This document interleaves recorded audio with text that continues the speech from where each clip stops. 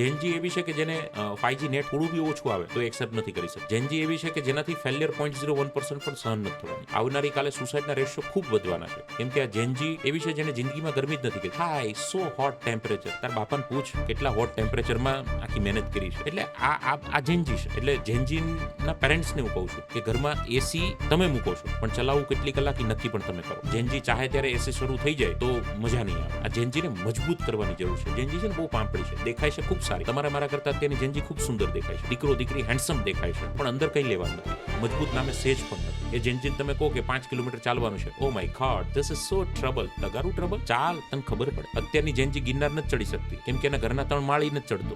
અત્યારની જેનજી પરિક્રમા નથી કરતી, કેમ કે એ બીજી ફોનમાં ક્રમા કરતા હોય છે. તો આ જેનજી આ બધું મજબૂત બનવું પડશે, સંઘર્ષ કરવો પડશે, બહાર આવવું પડશે. કેટલી વિશે શો થાય એને ખબર પડવી. જેનજી એ વેકેશનમાં 150-200 રૂપિયાની મજૂરી કરવી જોશે, તો જ એ કામ થશે. નહીંતર નહીં. જે મજૂરી નથી કરતા એને પૈસાની કદર જ નથી. 100 રૂપિયા તમે આખો દિવસ મહેનત કરીને કમાશો, તમને ખબર પડશે પૈસા કેમ. તમે ક્યારે સ્ટારબક્સને બહારથી જોશો, સેલ્ફી લઈ લેશો, 900 રૂપિયાની કોફી ક્યારેય નહીં પીઓ. હેલો દોસ્તો, જો હજી પણ તમે અમારી ચેનલને સબસ્ક્રાઇબ નથી કરી તો પ્લીઝ તમે અમારી ચેનલને સબસ્ક્રાઇબ કરવાનું નહીં.